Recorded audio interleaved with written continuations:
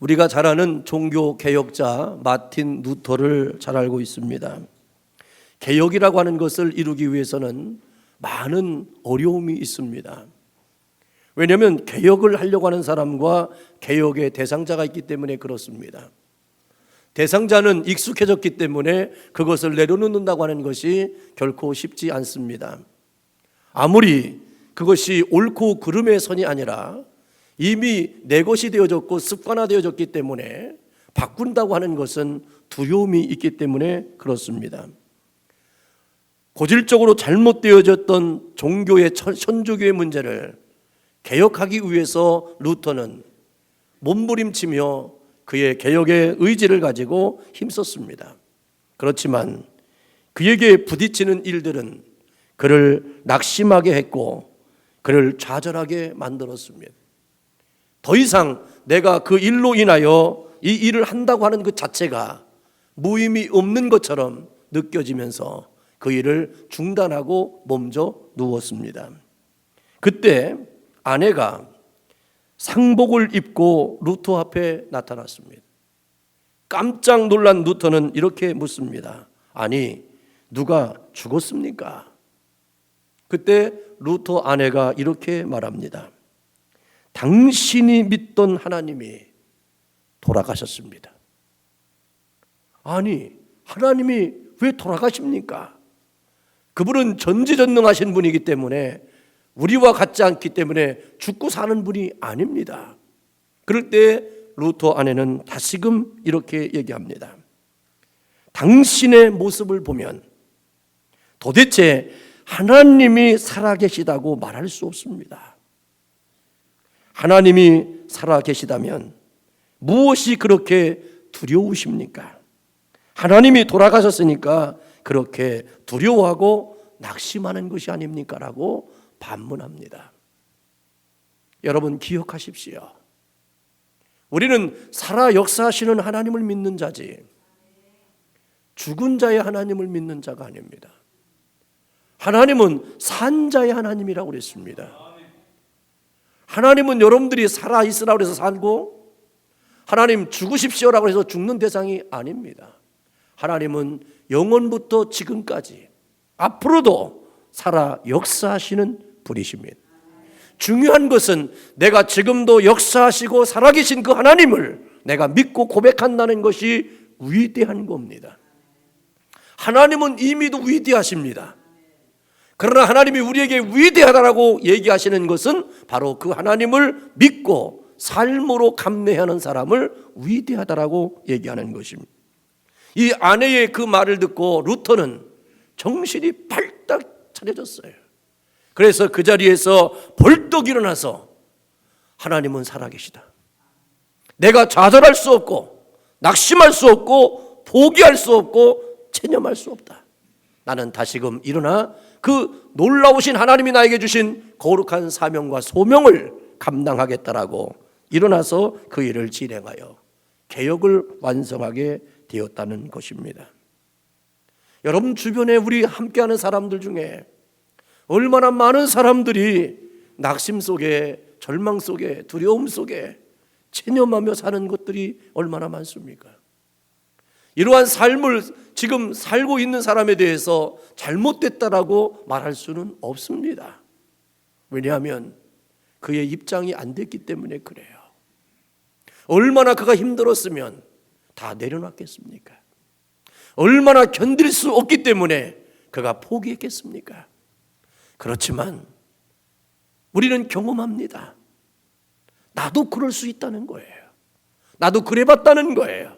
그렇지만 그렇게 할 수 없는 이유의 근거가 우리의 의지와 생각에 있는 것이 아니라 살아계신 하나님으로부터 출발될 때 우리는 지금을 해석하는 것이 아니라 앞으로 우리에게 주어질 일들을 소망하며 살아가는 것입니다. 경건이란 바로 하나님이 살아계시다고 믿고 그 믿음대로 살아가는 삶의 태도를 말합니다. 참된 경건은 하나님이 살아계시다고 믿을 뿐만 아니라 그 삶 속에서 살아계신 하나님의 흔적을 나타내는 삶의 태도를 말합니다. 그러면 거짓 경건은 뭡니까? 살아계신 하나님을 믿는다고 말하면서도 자기의 삶 속에서 살아계신 하나님의 흔적을 나타내지 않는 삶의 태도를 말하는 것입니다. 예수님께서 마태복음 5장 13절에 이렇게 말씀하셨어요. 너희는 세상의 소금이니 소금이 만일 맛을 잃으면 무엇으로 짜게 하리요? 후에는 아무 쓸데없어 다만 밖에 버리워 사람에게 밟힐 뿐이니라. 예수님은 여러분들을 이미 소금으로 인정해 주셨고 빛이라고 말씀하셨습니다. 빛이 될 거야, 소금이 될 거야라고 말씀하셨어요. 하지 않았어요. 너희는 소금이다. 너희는 세상에 빛이다는 겁니다. 그리고 그것을 알고 삶을 살라는 겁니다. 너는 앞으로 잘 될 거야가 아니라 넌 잘 됐어. 하나님은 지금까지 나와 함께 하셨다면 지금도 함께 하시고 앞으로 함께 하실 거야 라고 믿고 선언하고 우리는 삶을 살아가는 겁니다. 우리는 우리의 푯대가 아닙니다. 위에서 부르시는 푯대를 향하여, 위에서 부르시는 상을 향하여 우리는 달려가는 사람입니다. 그래서 바울은 이미 얻었담 다니고 이뤘담 다니고 앞으로 계속해서 우리는 앞을 향하여 나아가는 사람이라고 그랬습니다. 이 거짓 경건이라는 것이 바로 무엇입니까? 이미 하나님은 그렇게 인정해 주시는데 나는 그것을 거부하는 겁니다. 하나님은 그렇게 우리에게 역사하시기를 작정하셨는데 나는 안 된다는 것입니다. 하나님은 많은 믿음의 사람들에게 찾아오셔서 내가 너를 그렇게 쓰겠다, 네 인생 가운데 그렇게 될 거라고 얘기할 때 많은 사람들은 대부분 하나님의 하나님됨을 믿지 못하기 때문에 내가 이런 사람인데 내가 어떻게 합니까? 그때마다 하나님은 말씀합니다. 네가 하는 게 아니라 누가 한다? 내가 한다는 겁니다. 하나님은 이 땅의 역사를 주관하기 위해서 사람을 필요로 한 거예요. 그런데 그 사람이 하나님의 거룩한 뜻을 완전히 이룰 수 있는 사람은 세상에 한 명도 없습니다. 하나님이 만들어 가신다는 거예요. 그러므로 그 만들어 가심의 대상에서 내가 아멘하고 하나님이 하시면 나는 할 수 있습니다. 하나님이 말씀하시면 가라 하면 가고 멈춰서라 하면 멈춰서겠습니다. 하나님이 나보고 내려놓으라 하면 난 내려놓을 수 있습니다. 하나님이 나에게 실패하라면 나는 실패할 수 있습니다. 왜요?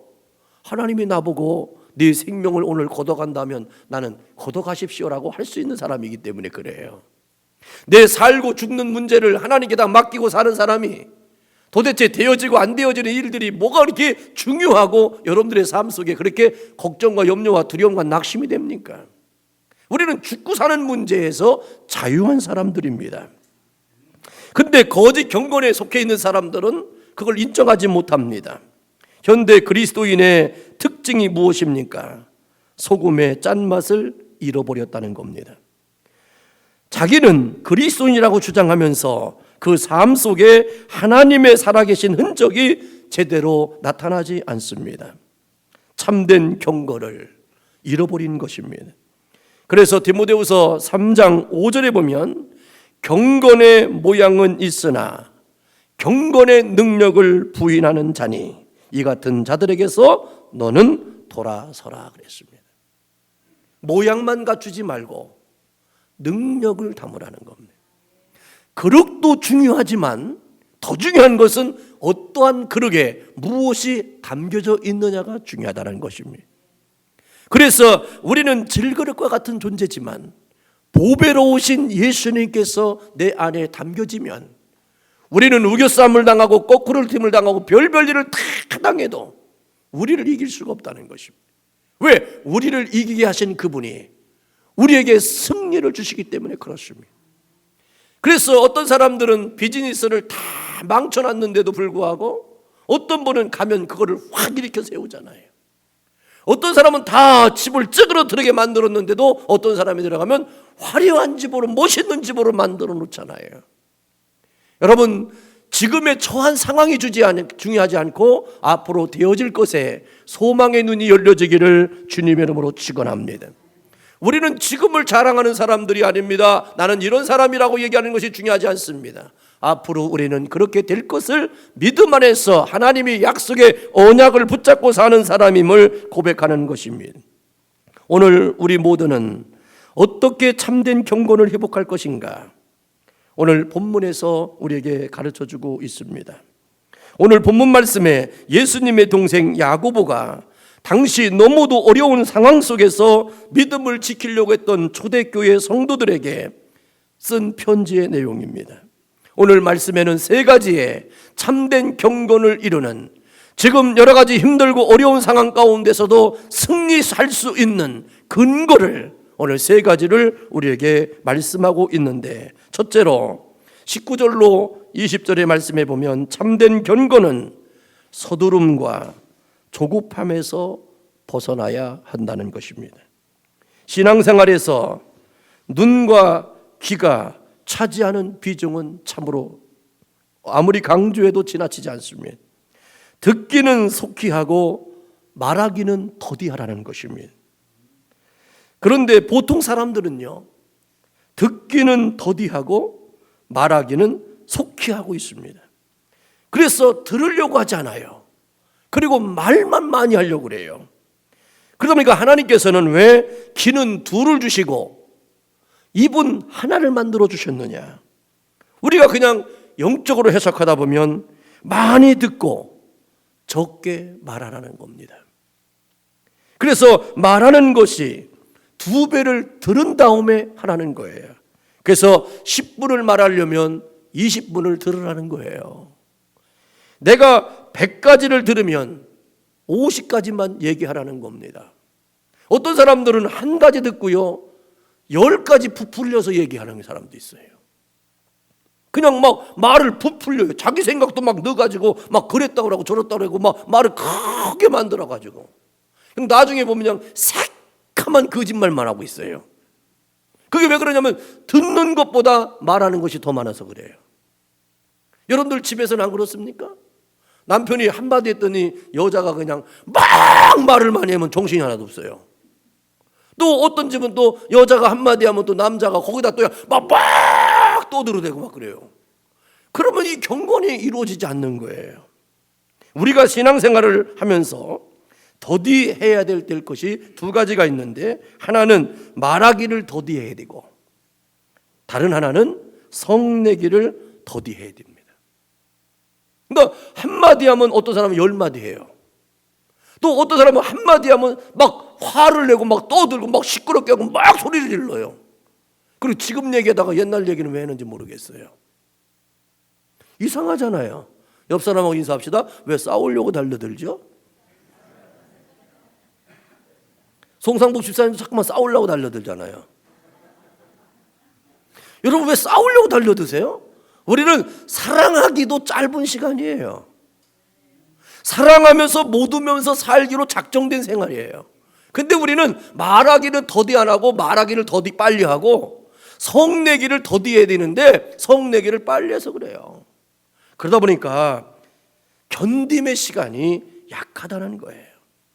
인도의 성자 나나 크데브라고 하는 사람이 있었습니다. 한 사람이 찾아왔어요.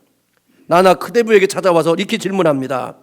성자님, 사람의 진정한 가치에 대해서 알고 싶습니다. 사람의 가치가 얼마나 귀한지를 알고 싶어서 왔습니다. 라고 질문할 때 이는 즉석에서 대답하지 않습니다. 말하기를 더디하라는 그 말씀에 따라서 이는 이렇게 얘기합니다. 질문하신 것을 제가 내일 대답해 드리겠습니다. 그래서 내일 오십시오. 그래서 이분이 집에 갔다가 내일 찾아왔습니다. 찾아온 사람에게 이렇게 얘기합니다. 내가 사람의 가치를 지금 얘기하면 당신이 생각하고 경험하지 않은 거기 때문에 듣기만 합니다. 그러니 사람의 가치를 깨닫게 하려고 내가 이 보석을 하나 드리겠습니다. 이 보석을 드릴 테니까 지금 시장에 나가셔서 가게마다 찾아다니면서 이 보석의 가격을 좀 물어보십시오. 그리고 어떤 사람이 이 보석에 대한 값어치를 비싸게 주더라도 절대로 팔면 안 됩니다. 그냥 가격만 듣고 반드시 가져오십시오 라고 가르쳐 줬어요. 그래서 이 사람이 과일 가게를 처음 찾아갔습니다.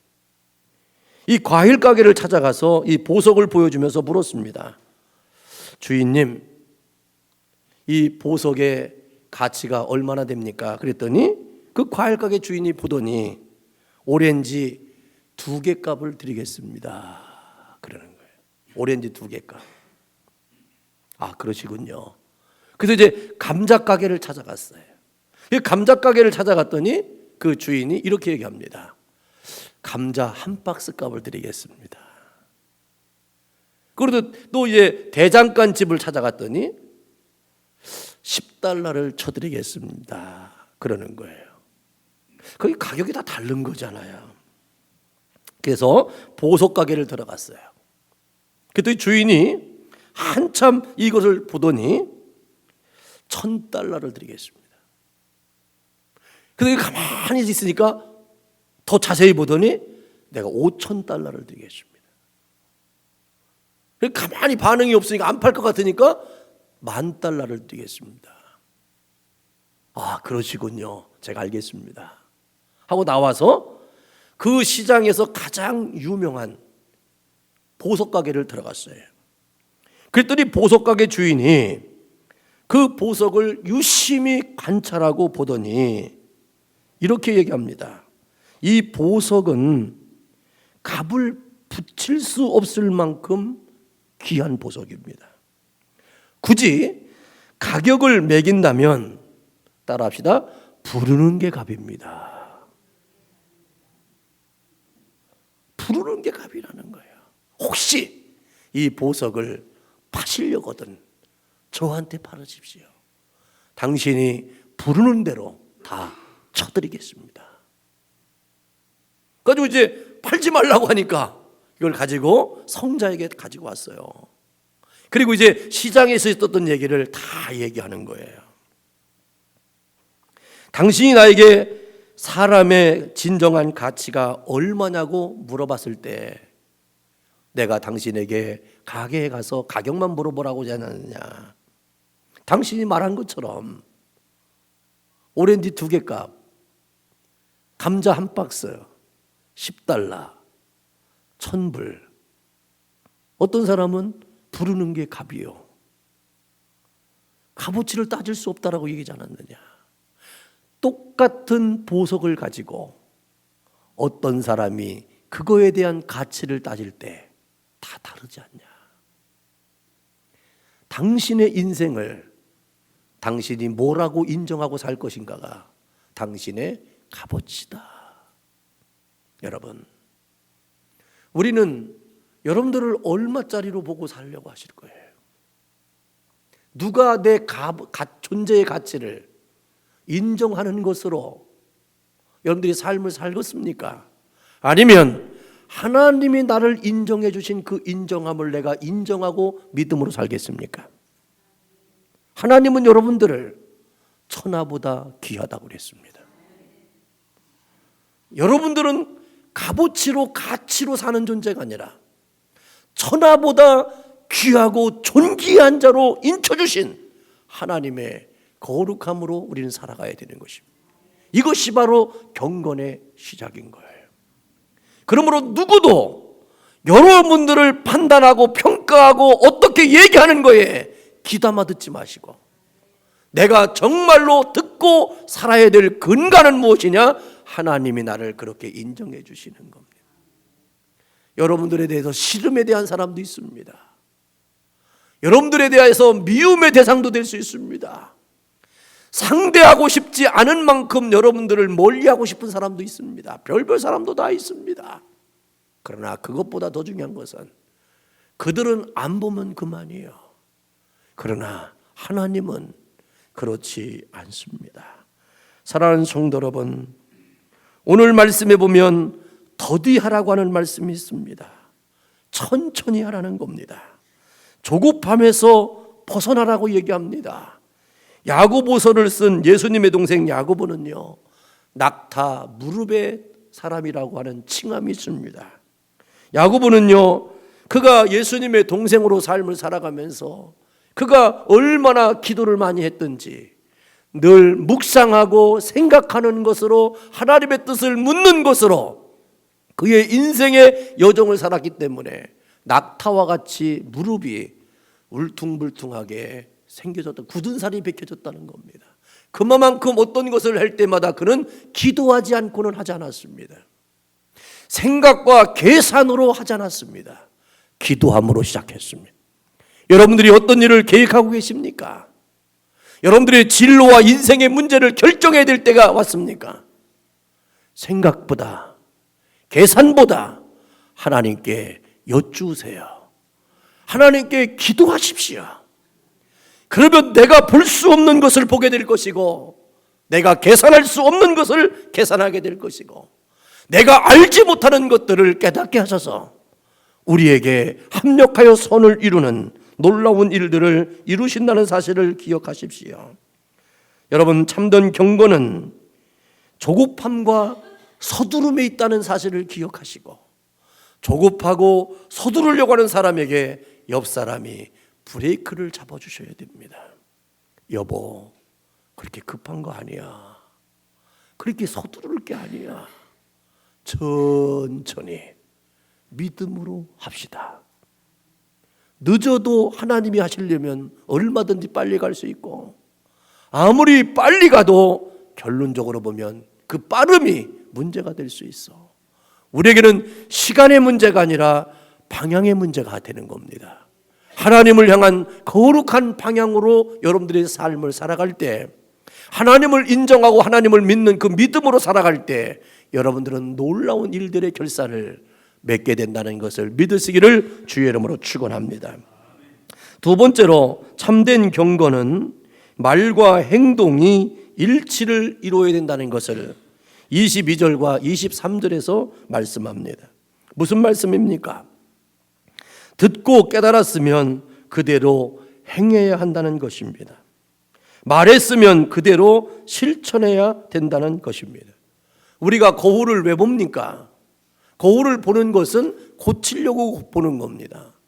여러분, 거울 보려고 할 때 거울아 거울아, 이 세상에서 가장 이쁜 게 누구냐? 그러면 거울에서 너다라는 소리를 듣고 거울 보는 사람이 어디 있겠어요? 거울아 거울아, 이 세상에서 가장 멋진 사람이 누구냐? 그러면 당신입니다 라고 소리를 들으려고 거울 보는 사람은 정신이 이상한 사람이에요. 거울을 보는 것은 머리를 만지거나 화장을 하거나 옷을 입었거나 넥타이를 맸을 때 어떻게 합니까? 마지막에 밖으로 나오기 전에 거울 앞에 자기를 세워놓는 거예요. 왜 세워놓습니까? 나는 나름대로는 잘했지만 거울 앞에 서면 보여지는 게 있잖아요. 그래서 고치는 겁니다. 수정하는 겁니다. 바르게 하는 겁니다. 이것이 거울을 보는 목적이에요. 그와 마찬가지로 우리가 어떤 사람에게 무엇을 듣느냐, 왜 듣습니까? 알려고 듣는 것이 아니라 그 말씀을 비추어서 나를 바꾸려고 하는 겁니다. 여러분들이 하나님의 말씀을 왜 묵상합니까? 우리가 왜 하나님의 말씀을 듣습니까? 그 들음으로 나를 보는 겁니다. 그래서 예수님께서는 늘 우리에게 말씀하십니다. 네 눈 속에 다른 사람의 눈 속에 있는 티를 보지 말고 네 눈 속에 있는 들보를 좀 보라는 겁니다. 그 얘기는 뭐냐면 다른 사람에 대해서 평가하는 것을 빨리 하지 말고 나 자아를 뒤돌아보면서 성찰할 수 있는 사람이 되라는 겁니다. 그래서 우리는 항상 자기적 성찰이 중요한 거예요. 그래서 이 말과 행동이라고 하는 것이 얼마나 중요한지 모릅니다.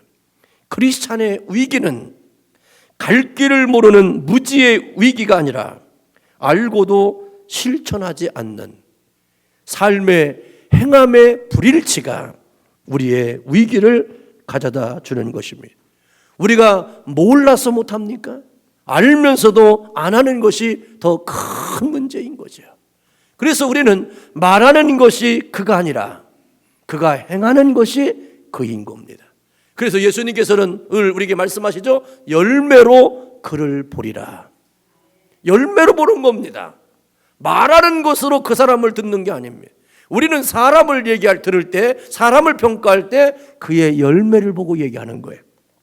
그러므로 예수님께서 보이신 하나님의 말씀은 세 가지인데, 그분이 하신 말씀, 그분이 보이신 행동, 그분이 우리에게 나타난 그분의 인격이었어요.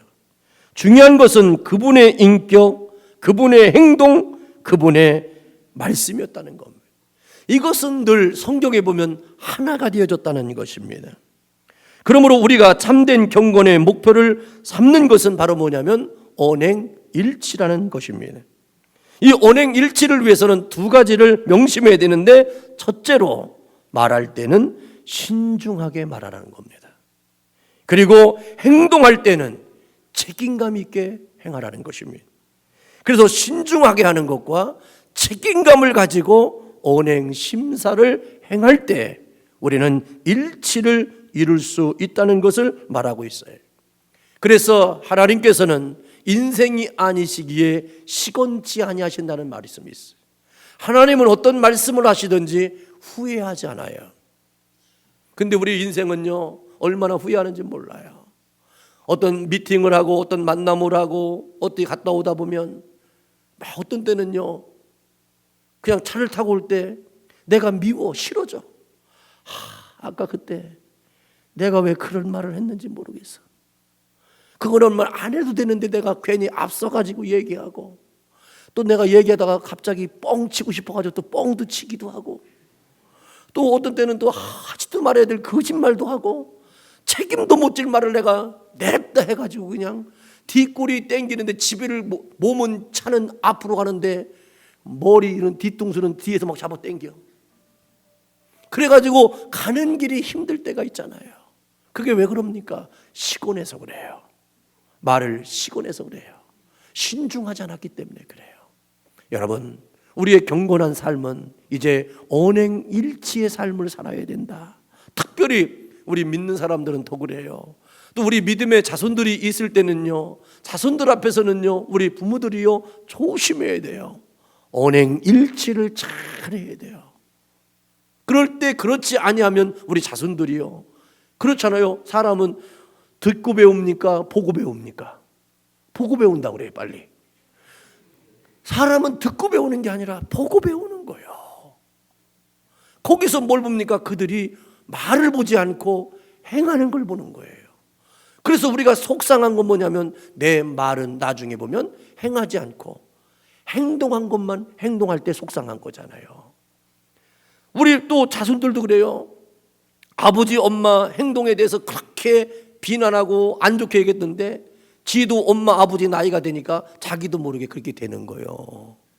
그게 왜 그러냐면 보고 배워서 그런 거예요. 자기도 모르게 그렇게 행동하게 되는 거예요. 여러분, 이제 우리는 시건치 않는 언행일치의 삶을 살아가려고 끊임없이 몸부림쳐야 참된 경건을 이룬다는 걸 기억하시길 바랍니다. 마지막으로, 참된 경건은 관심의 폭을 넓히는 데 있다라고 오늘 27절에서 말씀하고 있어요.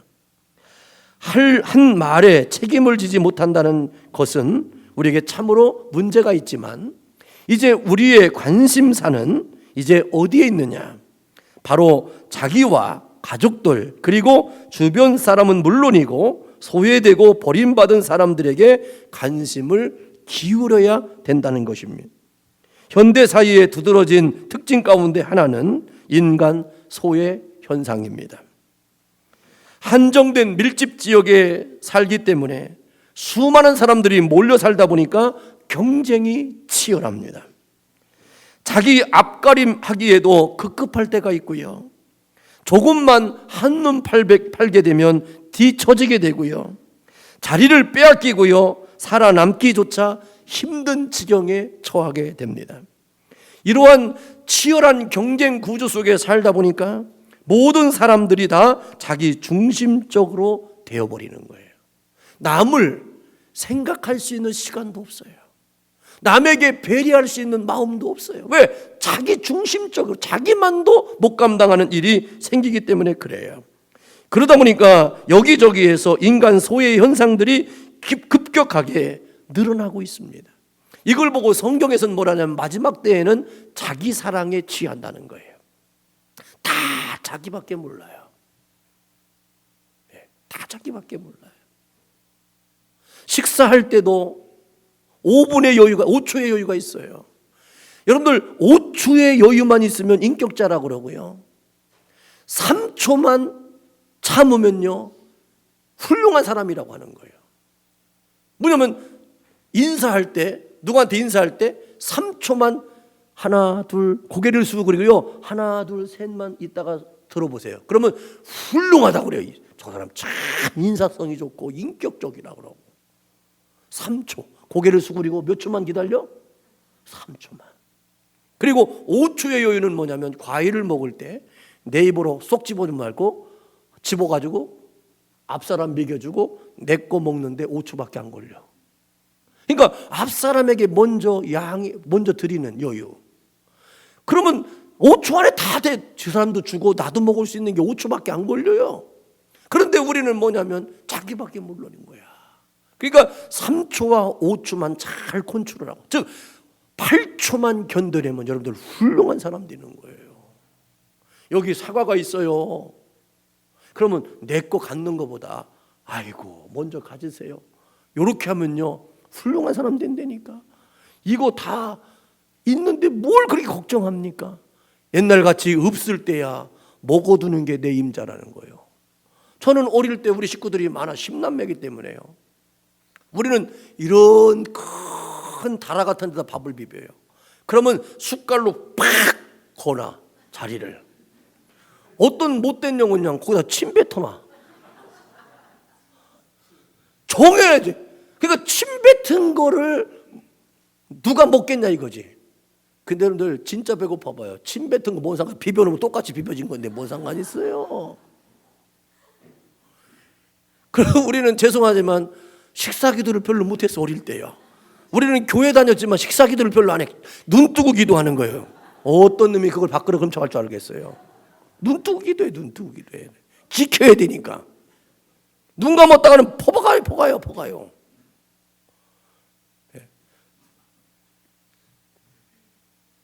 지금 그런데 성경에 보면 고아와 과부를 돌보는 것을 얘기했어요. 그런데 사실은 요즘 소외당한 사람들이 누구냐? 과부가 고아들뿐만 아니라 진정한 소외자, 지금 소외자는 누구냐면 나 자신이에요. 여러분들 다 외로워. 다 힘들어. 그러니까 우리는 뭐냐? 서로를 돌보지 아니하면 안 되는 거예요. 자기만을 생각하면 다툼이 일어나 늘. 그러니까 우리가 행복해지고 우리가 편안해지고 즐겁게 살려면 어떻게 되냐? 서로를 내가 돌봐줘야 돼 이제. 왜? 나에게 소외의 마음이 있어요. 그러니까 니도 소외했어. 그러니까 우리는 뭐냐? 네가 알 건 네가 하고. 그러면 그때부터는 무관심이 되고 다툼이 일어나요. 이제 우리는 다 소외당한 사람이에요. 옆 사람하고 인사합시다. 나 힘들어. 그러니까 나 힘들어 그러면 옆 사람이 그래. 난 더 힘들어. 나 피곤해 그러면 난 뭘 피곤해? 난 더 피곤한데 달려들어. 왜? 다 소외당한 사람들이 이제는. 성경에 이제 틀렸어 이게. 과부, 고아는 이제 옛날 말이에요. 지금은 모두가 외로워. 모두가 힘들어. 짜증나. 그러니까 누군가가 거기다 말을 얹히면 화가 내는 거예요. 그러니까 이제는 우리가 서로 돌봐야 돼. 그러니까 누가 나를 사랑해 주길 기다리지 말고 내가 이해를 해야 돼 이제. 그래야 내가 사랑받아. 내가 누구한테 사랑받으려면 내가 그를 먼저 양해를 구해야 돼. 그래야 내가 그 사람이 날 사랑하지. 내가 사랑받으려고 막 짓한다고 사랑받는 게 아니야. 왜? 그 짓도 싫어. 이제 보기도 싫어 이제. 그런데 말을 잘해야 돼. 서로 못 움어줘야 돼. 아이고 얼마나 힘들었어요. 얼마나 고생했어요. 서로 막 조악해야지. 아니 왜 인제 와? 그러면 할 말이 있어. 아니 그러면 당신 같으면 이렇게 일찍 오겠냐? 따지고 다툼이 일어나는 거예요. 이게 왜 그러냐? 다 소외당한 사람들이에요. 그러니까 내 안에 외로움이 있고 힘듦이 있고 짜증나는 게 있어. 그러니까 우리는 어떻게 하냐? 내가 이를 돌봐주지 아니하면 이는 나를 돌봄의 대상이, 사랑의 대상이 될 수 없는 거야. 이 시대에 우리는 살고 있어요. 옛날에는 부모님들도요, 자식에 대해서 무조건 희생했습니다. 근데 요즘 부모님들은 무조건 희생 안 해요. 딱 잘라요, 이제는. 옛날에는 속상하면 호적도 파라고 그래요. 그렇게 그 말까지 하고 하지만 요즘 호적 파라는 소리도 안 하고 파버려요. 그리고 자녀들도 부모님에 대해서 공경함이 있고 다 있었어. 근데 요즘은 그렇지 않아요. 그냥 딱 눈을 아래 떨어요. 아래로 딱 떠요. 그리고 길을 팍 막아요. 그리고 부모를 상대하지 않으려고 그래요. 그리고 18세만 돼봐라 그래요. 낭당 18세만 돼봐라 그래요. 그때부터 딱 마음을 빗장을 내리고 살아요. 관계성이 끊어져 버려요. 그러기 위해서 그렇진 일이 없게 하기 위해서 어떻게 해야 됩니까? 여러분들이 그들의 소외를 인정해 줘야 돼요. 여러분들이 그 모를 먼저 품어야 돼요. 그래서 그들을 돌아볼 수 있는 마음이 생겨야 그들이 나를 돌아봐요. 내가 그들을 돌보지 않았는데 그가 나를 돌볼 수 있다는 것을 희망을 품지 마십시오. 아무리 믿음이 있노라 해도 소용없습니다. 왜? 자기 사랑에 다 빠져 있어요.